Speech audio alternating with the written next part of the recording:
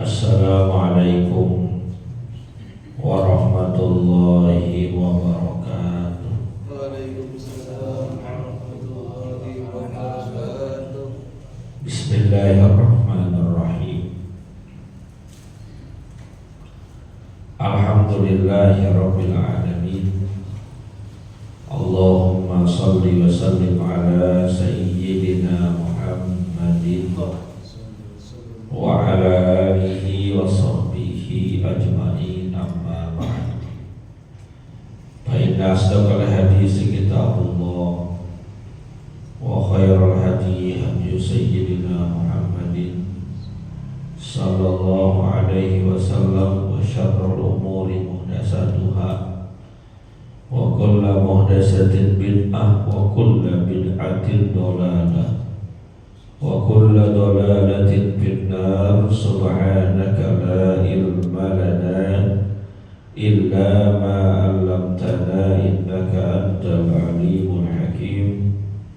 Rabbi shrah li sadri wa yassir li amri wahlul 'uqdatam min lisani yafqahu qawli. Amin.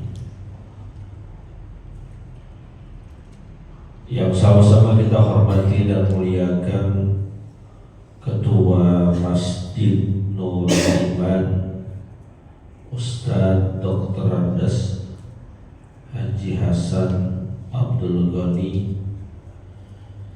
hadirin yang dimuliakan oleh Allah. Alhamdulillah, sama-sama telah kita laksanakan kewajiban kita sholat maghrib dikerjakan secara berjamaah.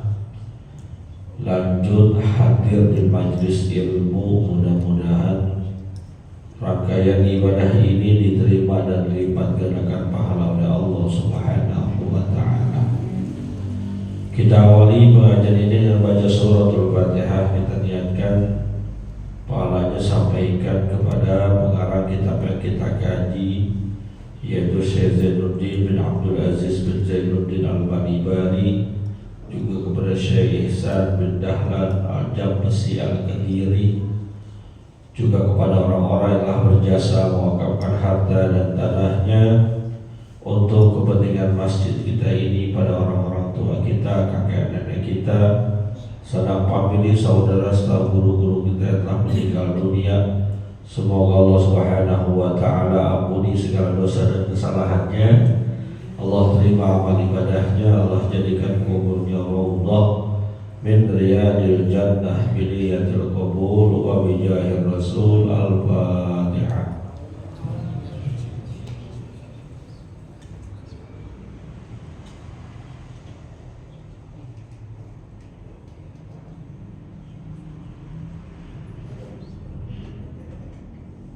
Kita baca Al-Fatihah sekali lagi untuk kakanda dari ketua masjid, yaitu Hajjah Mulyati binti Haji Abdul Ghani yang sedang melaksanakan ibadah umroh. Semoga Allah Subhanahu wa ta'ala berikan kelancaran, berikan kemudahan, berangkat dalam keadaan sehat, selamat, dan nanti kembali ke tanah air dalam keadaan sehat, selamat, membawa pahala umroh yang makbulah. Al-Fatihah.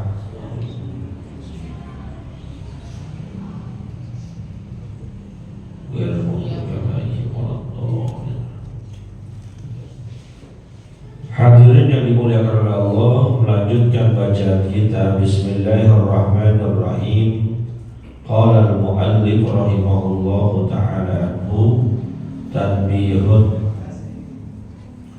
innal jama'ata fi adai maktubatir rijalil akhrari al-muqimina fardu kifayatin alal arjahi fi madhabina wa fardu ainin an Ahmad bin Hanbal wa Atha wal Auza'i wa Abu Thawr wa ibnul Mundhir wa ibnu Huzaimah wa syartun li sihhatis salati inda Dawud radhiyallahu ta'ala anhum. Hadirin yang dimuliakan oleh Allah, melanjutkan pembahasan kitab Irsyadul Ibad ila Sabilir Rasyad yang saya rangkaikan dengan syarahnya yaitu Manahijul Imdad, masih dalam pembahasan tentang sholat berjamaah. Pengarang kitab ini menjelaskan innal jama'ata fi ada'i maktubatir rijali wal ahrari al-muqimina fardu kifayah. Sesungguhnya melaksanakan sholat yang 5 waktu, subuh, zuhur, asar, maghrib, isya, bagi laki-laki yang merdeka, bukan budak, dan orang yang mukim, bukan dalam perjalanan jauh. Fardu kifayatin hukumnya adalah fardu kifayah alal arjah fi madhabina, sesuai dengan pendapat yang paling rajih, yang paling kuat pada mazhab Imam Syafi'i rahimahullahu ta'ala. Jadi sholat yang 5 waktu itu bagi kita nih laki-laki, bukan perempuan. Karena kalau perempuan yang lebih bagus mereka sholatnya di rumah. Semakin tersembunyi tempat sholatnya semakin bagus bagi perempuan. Tapi bagi laki-laki dewasa, bukan budak, kita ada orang merdeka, orang bebas, dan bukan dalam perjalanan, orang mukim. Itu hukumnya fardu kifayah. Apa itu fardu kifayah? Sebuah kewajiban yang gugur kewajibannya apabila sudah terwakilkan dalam pengerjaannya. Yang namanya fardu itu wajib, harus dikerjakan. Tapi jika tidak dikerjakan mendapatkan dosa, itu fardu wajib. Nah, fardu itu ada yang kifayah, ada yang ain. Kifayah itu gugur hukum wajibnya jika sudah ada perwakilan yang mengerjakan. Contohnya sholat jenazah. Mensolatkan jenazah, jenazah disolatkan itu hukumnya wajib. Tapi wajibnya wajib kifayah, yang tidak menyeluruh kewajibannya. Jika ada satu kampung, satu masjid, jemaahnya meninggal dunia, kemudian yang mensolatkannya hanya sebagian ataupun hanya segelintir orang atau hanya satu orang, maka sudah gugur kewajibannya. Artinya yang tidak ikut mensolatkan tidak mendapatkan dosa, karena sudah ada yang mewakili. Tapi seandainya ada di satu kampung Muslim meninggal dunia, lalu satu kampung itu tidak ada yang mensolatkannya, sudah jelas berita kematiannya, maka satu kampung ikut berdosa.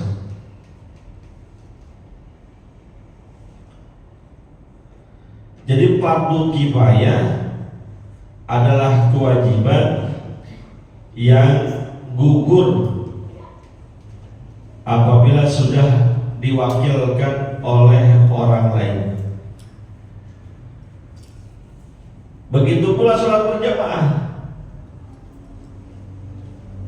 Sholat berjamaah menurut mazhab Syafi'i, pendapat yang paling kuat adalah fardu kifayah.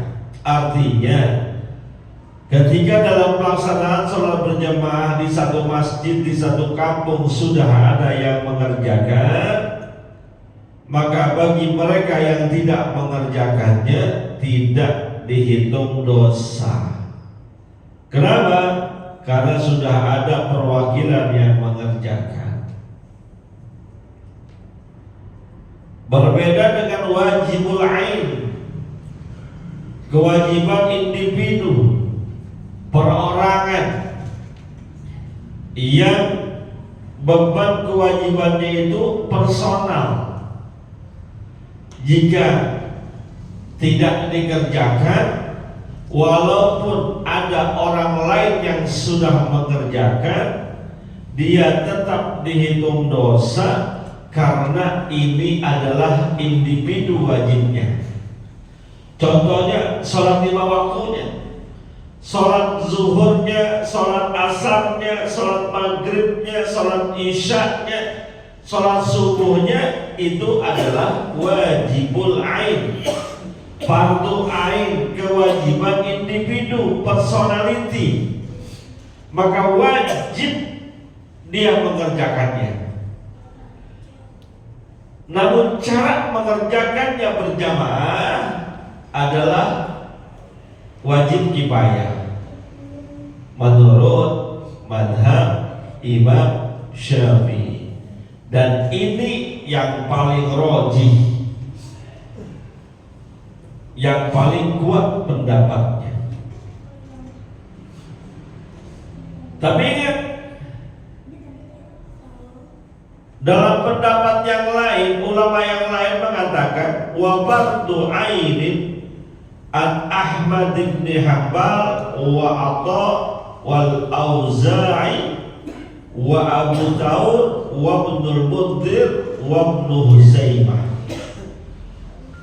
Ulama-ulama lain berpendapat salat wajib yang 5 waktu dikerjakan secara berjamaah hukumnya fardu ain, kewajiban individu, personality. Siapa yang berpendapat seperti itu? Di antaranya Imam Ahmad bin Hanbal yang kita kenal mazhabnya Hambali. Menurut mereka hukumnya fardu ain, artinya kalau ada orang tidak sholat berjamaah, walaupun mungkin sholatnya sah, tapi meninggalkan berjamaahnya hukumnya dosa.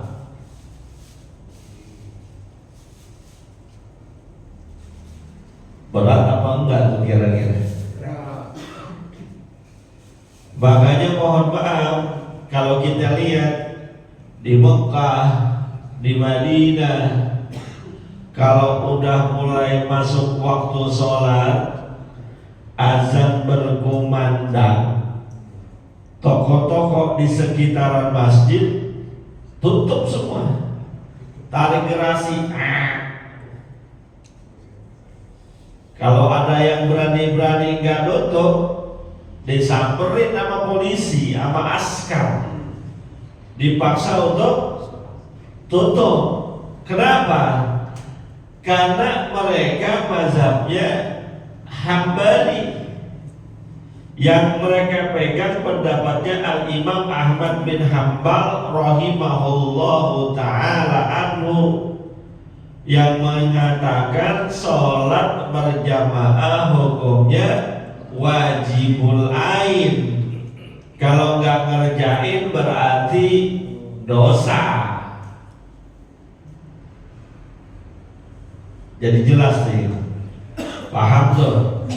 Kenapa sih Pak Ustadz kalau di Mekah Madinah azan aja dah, tarik garasi semua. Kita lagi datang mau beli, disuruh keluar. Biar katanya mau borong juga udah keluar.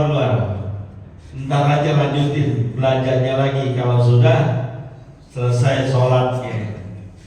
Gak mau beresiko mereka, diurak-urak polisi askar. Karena fardu ain, kewajiban individu. Dan mohon maaf, sebagian ulama-ulama kita di Indonesia ada yang berpendapat fardu ain. Pokoknya wajib berjamaah, nggak pakai tawar-menawar lagi. Selama bukan dalam perjalanan, selama tidak sakit parah, wajib berjamaah. Ada sebagian ulama-ulama kita yang mengambil pendapat itu.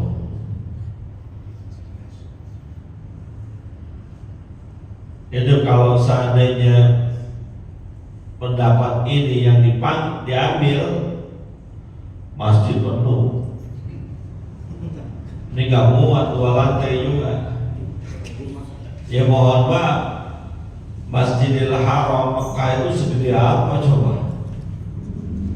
Kalau lagi sholat penuh, lantai atas, lantai bawah, lantai atasannya lagi penuh, sampai emper-emperannya, teras-terasnya, jalanan-jalanannya penuh. Karena wajibul ain. Masjid kita nih, kalau seandainya wajibul ain, nggak cukup saya rasa nampung. Bukan cuma Jumatan doang, salat-salat lainnya juga begitu. Jam 11 dengan 12 sudah penuh nih untuk sholat zuhur. Takut gak kebagian tempat. Kan di Masjidil Haram begitu kita ya. Zuhur jam 12, jam 11 kita udah ketepin tempat. Takut gak kedapetan tuh zuhur. Kalau Jumatan sih jam 9 berangkatnya, kalau mau dapat di dalam. Kalau berangkat jam 11 kayak kita di sini setengah 12 ya di jalanan. Di sini di kampung kita zuhur sekarang jam berapa ya? 11, anggap 11.50. Berangkat setengah 12 masih kedapatan di depan. Betul ya? Masih. Coba jajalin di Mekah sama di Madinah. Berangkat setengah 12, dapat di depan. Iya, dapat di depan masjid. Jalanan. Girohnya orang ibadah di sana luar biasa. Termasuk mohon maaf, sholat berjamaah yang 5 waktu juga begitu. Azan jam 5, jam 4 udah penuh. Karena fardu ain. Lanjutannya, wa syartun li sihhatis salati inda Daud rahimahullahu ta'ala anhu. Pendapat yang ketiga mengatakan sholat berjamaah itu merupakan salah satu syaratnya sah sholat kita. Jadi harus berjamaah. Yang tadi fardu kifayah yang pertama, yang kedua fardu ain, yang ketiga syarat sahnya. sholat kita. Ini lebih berat lagi nih. Kalau yang kedua tadi fardu ain, kalau sholatnya benar, cakep tertib rukunnya, insya Allah sah sholatnya. Walaupun gak dikerjain secara berjamaah, dosa tuh lain urusan. Sholatnya diterima kalau rukun syarat tata tertibnya benar dikerjain, sholatnya diterima. Tapi berdosa, kenapa? Karena gak kerjain secara berjamaah. Yang kedua tadi tuh. Karena yang pertama, kalau kita sholat sendirian, insya Allah sah juga sholatnya kalau benar. Tapi kalau kita kerjain tidak berjamaah, selama masih ada yang berjamaah, kita nggak dosa. Yang pertama tuh fardu kifayah. Kalau fardu ain, seandainya sholat kita benar, sah sholat kita, tapi tidak dikerjakan secara berjamaah, berdosa. Sholatnya sah, tapi berdosa karena tidak berjamaah. Nah yang ketiga lebih berat lagi. Kenapa? Syarat sah sholat, artinya kalau dia kerjain subuh tidak berjamaah, maka sholatnya enggak sah. Kalau dia kerjain zuhur tidak berjamaah, walaupun tertib rukun syaratnya tidak dikerjakan secara berjamaah, tidak sah. Lebih berat lagi. Maka beruntung kita terwakilkan oleh pendapatnya Imam Syafi'i rahimahullahu ta'ala anhu. Maka perbedaan pendapat itu benar-benar mendatangkan rahmat. Kalau seandainya semua sepakat sholat berjamaah itu merupakan syarat sah sholat, memang menguntungkan. Menguntungkannya masjid jadi ramai. Tapi sekalinya gak sholat secara berjamaah, sholat kita gak sah. Repot. Maka terwakilkan dengan pendapatnya Imam Syafi'i bahwa ini fardu kifayah. Jadi agak ringan dikit kita. Walaupun rugi kalau nggak dikerjakan berjamaah, rugi, nggak mendapatkan fadilah, nggak mendapatkan tambahan pahala, walaupun tetap sah. Dan kesibukan kita kadang nggak menentu ya Pak. Ada lagi senggang-senggang banget, gampang enak sholat berjamaah, lagi sibuk banget, sampai kadang-kadang seharian kita nggak nengokin masjid saking sibuknya. Maka sering saya katakan, sesibuk-sibuknya kita, sebanyak-banyaknya pekerjaan kita, dari 5 waktu sholat yang sudah Allah sediakan, minimal sehari semalam itu ada 1 waktu yang kita berjemaah. Ya syukur-syukur bisa semuanya. Saya katakan enak aja Islami mah. Hampir 5 waktu dia berjamaah terus, betul. Subuh, zuhur. Pernah nggak subuh ada kesiangan? Aja Islami. Karena kalau dia kesiangan, efeknya gede nih. Ya nggak tahu kalau lagi di kampung mah kesiangan apakah kondisi ini, saya rasa nggak kesiangan ya. Bisa diteriakin orang. Ini jam 4, karena kan subuh jam 4 lewat 10 ya. Jam 4 belum kebuka aja, urusannya udah banyak yang naik ke atas tangga. Ada yang bangun, terus ada yang bangun. Insya Allah gak kesiangan subuh. Zuhur berjamaah, asar berjamaah, maghrib beruntung.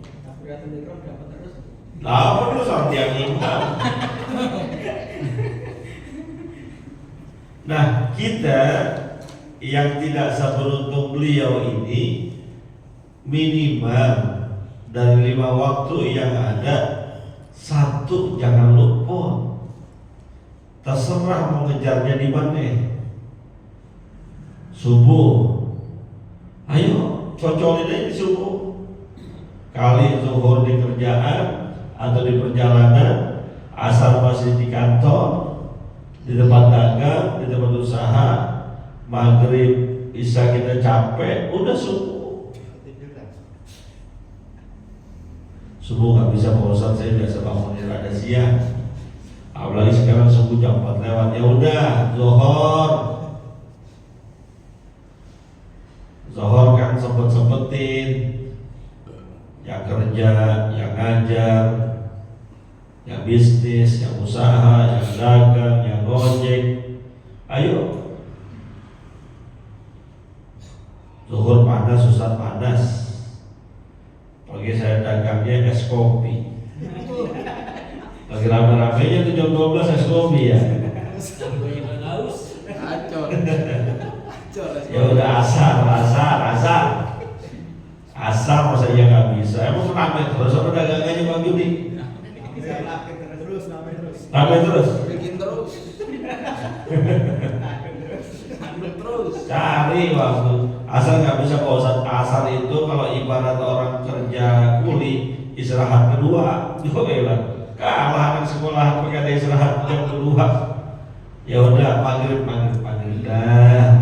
udah ada senggangan.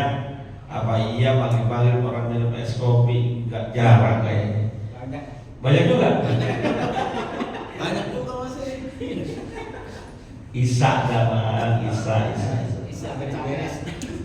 Isa lagi kira belanja Pak Ustadz. Aduh. Bagus fardu kifayah Bang Yudi. Kalau fardu ain motor ente digerek askar. Masih ngelayan aja pas azan. Dicari dah bagaimana kayak supaya jangan luput banget kita dalam mengerjakan sholat 5 waktu itu, salah satunya dengan berjamaah. Ya syukur-syukur bisa semua, cuman kan jarang ya. Kita yang benar-benar 5 waktu full banget bisa dihitung dah. Di sini bisa dihitung.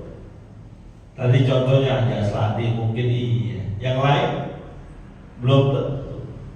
Saya aja kadang-kadang zuhur di jalanan, asal juga di jalanan, ya di Uber tempat lain. Apalagi bisnismen kayak Pak Haji Hasan rata-rata.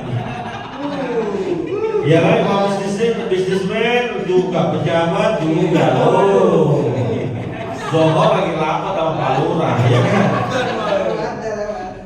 Asal lagi di Kerawang misalnya, berat. Maka dari kesibukan itu ya kejar subuhnya. Makanya tidurnya jangan malam-malam. Kuncinya supaya bisa bangun subuh, tidurnya jangan malam-malam.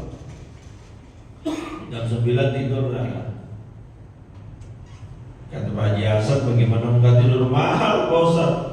RW masih ada. Ya kan? Banyak aja tamu dan urusan ya Pak Haji. Kadang jam 11 masih di kantor RW, jam 12 bisa rapat sama lurah. Jam 2 ada maling. Aduh. Ya bagaimana lagi gini. Kalau subuhnya nggak ngejar, ini subuhnya nggak kejar nih. Entar zuhur gua harus di masjid di mana kek? Nggak harus masjid sini, enggak. Masjid mana kek? At-Taqwa kek sono. Sanjaya atau masjid mana kita sekalian lewat kan? Mohon maaf kita berjemaah nggak harus di masjid kita, enggak. Walaupun ada kelompok lain yang berjemaahnya harus di masjid dia, ada tuh begitu. Kalau kita mah di mana aja, yang penting berjemaah. Mau usah saya berjemaah di rumah boleh nggak? Sama bini saya boleh. Apalagi saatnya bini kita bilang begini, bang, gue pengen banget diimamin sama lu bang. Ya udah imamin. Pak Haji Hasan misalnya nih bang, berjamaah dong bang, lu jadi imam, gue makmum. Bininya kata begitu, ya udah nggak apa-apa. Jadi imam. Makmumnya 2 atau 3? Gak apa-apa kalau begitu. Walaupun sebaiknya memang berjemaah di masjid. Namun kalau seandainya ada keperluan berjemaah di rumah sama istri kita, sama anak kita, gak apa-apa. Berjemaah juga, itu tetap berjemaah walaupun tidak di masjid. Tetap itu berjamaah. Malah enak kalau berjamaah sama bini. Assalamualaikum malah cium tangan ya Pak. Kalau di sini kan belum tentu, coba aja. Jangan di pipi. Tuh. Double lagi. Gak apa-apa. Cuma itu fadilah berjamaah di masjid dengan berjamaah di rumah tentu beda. Dari tempatnya aja beda. Di masjid kita duduk aja udah dapat niat iktikaf. Melangkahnya dari rumah ke masjid udah berapa ratus. Kira-kira dari rumah Pak Haji Hasan ke sini berapa ratus? Ada nggak 100? 150 ya. Oh lumayan. Enggak ada. Hah? Enggak ada istri kap. Apa? Di rumah ada istri kap. Ada lagi.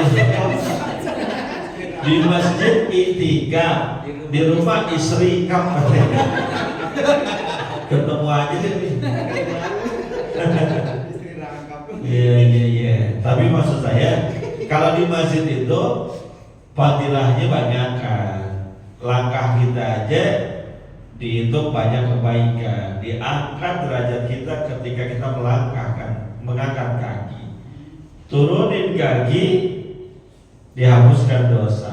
Jumlah langkah kita dihitung kebaikan. Kalau ke masjid nggak ada ruginya. Tapi catat aja, kalau yang mau dapat begitu, wudunya dari rumah. Karena hadisnya menyatakan begitu. Siapa orang yang berwudu lalu sempurnakan wudunya, di saatnya wudunya di rumah. Lalu dia berangkat ke masjid, maka setiap langkah yang dia gerakan untuk menuju masjid bernilai banyak kebaikan. Di antaranya itu. Jadi wudunya di rumah, kecuali yang memang mampiran. Gak mungkin kan dia wudunya dari rumah. Kesini juga cuma sekedar mampir, begitu. Selanjutnya, wayab bagi tasqiyatu sabbi wa hiya saddul faraj bihi. Dan sebaiknya, seharusnya ketika berjamaah itu meluruskan saf barisan. Yang dimaksud sini adalah menutup lubang-lubang yang kosong dari barisan yang sudah terbentuk. Makanya imam sebelum mulai sholat ingetin makmumnya. Kalau di Saudi itu, di Mekah kita dengar tuh imamnya Istawu wa'jadilu wasaddal khalal, kan begitu ya. Nah gitu juga kita, sawu suhuwakum fa inna taswiyata sabbi min tamamis shalah. Luruskan barisan dan rapatkan, karena lurus dan rapatnya barisan tanda kesempurnaan sholat. Lurus. Maka alhamdulillah kita tuh dibantu sama garis karpet biar gak melengsong. Kalau udah ada garis karpet masih melengsong juga. Karena ada orang yang demen banget belok, ada. Ini kiblatnya udah bener sono dimiring. Ada banyak begitu. Gak usah. Ini kan ketika bangun masjid ini kiblatnya udah dihitung ya. Kan nggak mungkin sembarangan ngarahin ke sono kiblatnya. Udah ada hitung-hitungannya, nggak usah pakai miring-miring lagi, udah. Ada yang miring, saya tahu di beberapa tempat saya sering lihat, apa jadi miring-miring lagi? Udah jelas ini berarti sono arah kiblat. Kenapa? Kita ini wilayah yang jauh dari wilayah Ka'bah, di luar wilayah Mekah, di luar wilayah Saudi Arabia, maka tidak harus persis mengarah kiblat. Tapi kita cukup jihadnya, jurusannya doang. Nggak harus persis banget kiblat, incer banget ini kurang satu meter. Jangan usah. Zaman sekarang ada kompas, udah kelihatan arah sana, udah. Nggak usah terlalu dibuat persis, karena memang nggak gitu anjurannya. Kecuali kalau kiblatnya ke sono, terus kita sholatnya arah begini, itu salah. Tapi selama arahnya masih ke sono, udah benar, udah. Nggak usah miring-miringin lagi. Yang sok-sokan itu. Hah? Yang sok-sokan gitu. Nah itu tuh. Sok-sokan saya Gini, yang namanya kiblat itu kalau kita berada di depan Ka'bah, maka wajib ngadep Ka'bah. Dada kita wajib tuh berada di Ka'bah, depan Ka'bah. Wajib tuh, Ka'bah benar-benar harus ada di depan kita.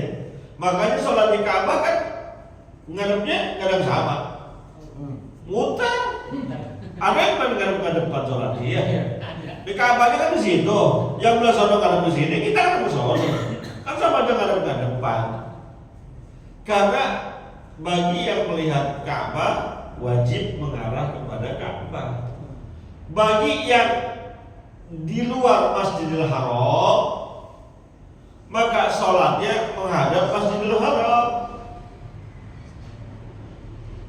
Bagi yang di luar wilayah Saudi Arabia, mengarahnya ke jurusan Saudi Arabia. Begitu. Nggak harus pas banget. Nggak ada bisa memastikan ini bisa benar-benar pas ke dalam jurusan Ka'bahnya. Yang paling penting adalah rapat dan lurus barisan kita. Lurus, jangan mengsong. Ini udah ada ginian nih, masanya ada lebih maju, masih ada yang lebih mundur. Padahal udah ada garisnya. Bagaimana gak ada garisnya? Jangan melentang-lentong. Makanya dulu sahabat Umar bin Khattab meluruskan barisan itu pakai topak. Gak boleh terlalu maju, gak boleh terlalu mundur. Kenapa?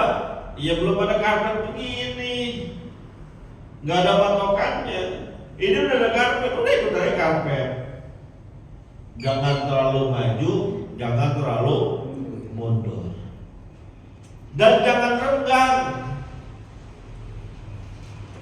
Wasatul khalal, tutup yang celah-celah kosong, rapetin. Kalau bisa kaki ketemu kaki, pundak ketemu pundak.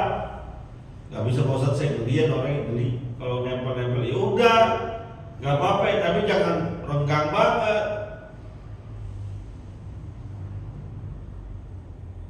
Apakah seandainya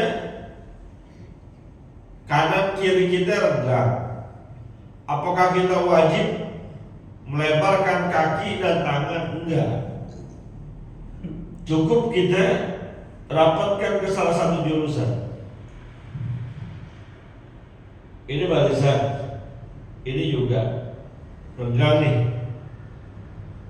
Wah ini renggang gak bener nih, udah dilebarin kakinya. Salah juga. Kakinya dilebarin, tangannya dilebarin. Ngangkang sholatnya begini. Enggak juga. Lalu gimana? Rapetin ke arah yang seharusnya. Patokannya tengah imam. Jadi kalau posisinya di sini, ini regap, sono regap, rapat di sini. Yang di sono belah sono regap, masih tengah, rapat di sini. Jadi nggak usah sok-sok ini regap dua-duanya nih, masya Allah. Gak tahu hadis apa? Ada hadis kan yang mengatakan seandainya ada yang regap itu maka setan masuk ke dalam sela-selanya. Benar, hadisnya nggak salah. Pemahamannya harus dibenerin. Hadisnya benar. Seperti itu memang teks hadisnya, tapi pemahamannya yang harus kita benerin. Lurusin pasti, rapat harus, cuma caranya biar benar. Nggak perlu merenggangkan. Seukuran kita diri normal lagi gimana? Itu lain kalau ukuran kuda-kuda kelebaran. Seukuran kita diri aja udah. Diri kita siapa sih gitu. Dan ketika takbir juga nggak usah terlalu lebar. Sedekap juga nggak usah terlalu lebar, sesuai dengan pundak kita bagaimana. Itu sholat. Nggak usah dibeban-bebanin yang aneh-aneh, dibuat-buat yang macam-macam, nggak usah. Ada yang mau bertanya sampai sini? Ya. Kalau sujud itu harus begini apa? Apa biasa? Kadang-kadang orang sujud begini, mantap, jauh. Mantap. Sampai sini itu hitam gitu loh. Sujud itu memang dianjurkannya ada tekan di jidat, betul. Tapi nggak terlalu jauh begitu juga. Jadi yang penting dalam sujud itu 7 anggota sujud nempel di alas bawah, 2 jari kaki, 2 dengkul, 2 tangan, dan jidat. Hidung nggak termasuk. Jadi kalau yang hidungnya mancung enak, yang hidungnya pesek susah.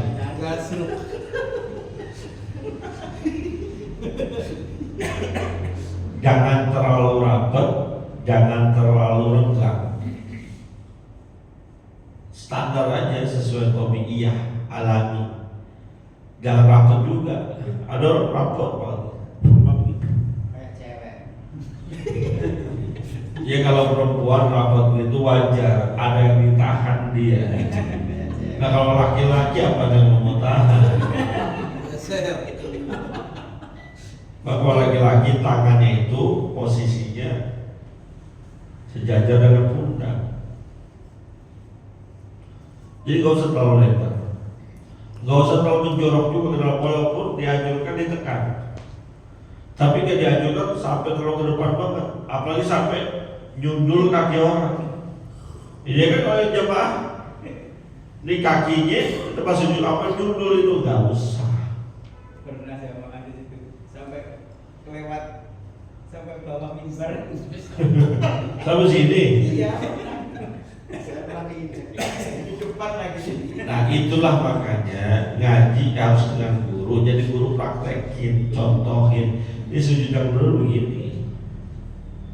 Kalau mungkin kecuali mohon maaf ya, mungkin kalau orang yang jago tingginya 2 meter lebih mungkin kayak gitu wajar. Kalau seukuran kita orang-orang Indonesia kejauhan, nggak usah. Apakah sampai harus jidatnya hitam? Nggak usah.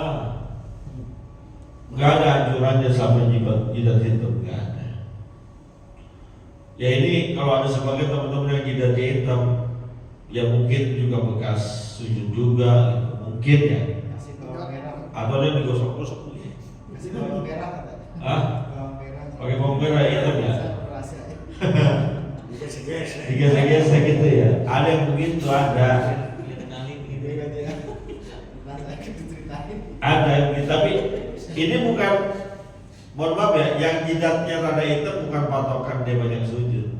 Kalau nggak salah jidat saya agak hitam kalau nggak salah. Bukan berarti saya banyak sujud, bukan. Mungkin gue patokin palu kan. Enggak, bukan juga, bukan banyakkan sujud, bukan. Ya mungkin ada yang kulitnya sensitif, ada yang kulitnya normal, gitu. Jadi nggak harus, karena gini, kadang orang salah menafsirkan ayat Allah. Ada firman Allah bunyi di ayat surat Al-Fatihah masalah surat Muhammadur Rasulullah walladzina ma'ahu asyiddau 'alal kuffar ruhama'u bainahum tarahum ruk'an sujada yablaghuna fadlan minallahi wa ridwana simahum bi wujuhihim min athari sujud. Orang-orang yang bersama Nabi Muhammad SAW itu salah satu cirinya dari wajahnya memancar cahaya, memancar bekas-bekas bahwa tanda dia bekas sering sujud. Tapi ulama menafsirkan itu bukan secara fisik. Simahum fi wujuhihim min athari sujud, tanda bekas sujud itu bukan ada hitam di sini, bukan. Tapi ada nur, cahaya keluar. Cahaya orang sujud, cahaya orang yang mendekatkan diri kepada Allah itu keluar, tampak dari orang-orang yang memang dekat kepada Allah. Bukan jidat, jidat itu mah siapa juga bisa bikin. Mohon maaf, bisa bikin siapapun, bisa bikin jidat itu. Ya mohon maaf, bukan gosong ya.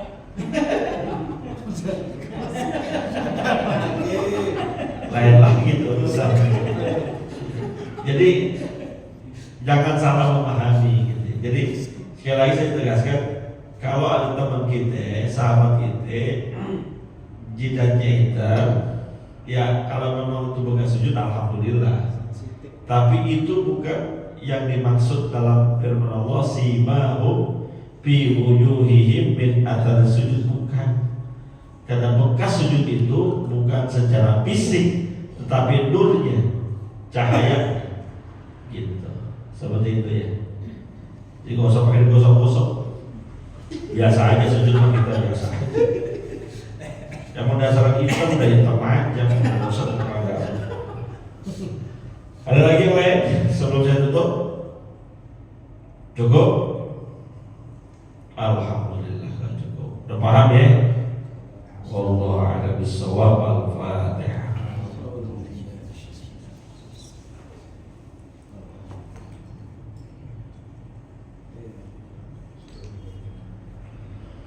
Bismillahirrahmanirrahim. Alhamdulillahirabbil alamin. Allahumma shalli wa sallim ala sayyidina Muhammad wa ala ali sayyidina Muhammad. Allahumma inna ala dzikrika wa syukrika wa husni ibadatika. Allahumma ighfir lana wa liwalidina warhamna warhamhum kama rabbawna shighara. Wa hab lana ya wahhab ilman hikmatan wa rizqi ya razzaqul lana musahila bil khairi fatah wa bil huda wa bil ilmi ya kullana mufaddila. Wa sallallahu ala sayyidina Muhammadin wa ala alihi wa sallam. Alhamdulillahirabbil alamin. Terima kasih, mohon maaf. Assalamualaikum warahmatullahi wabarakatuh.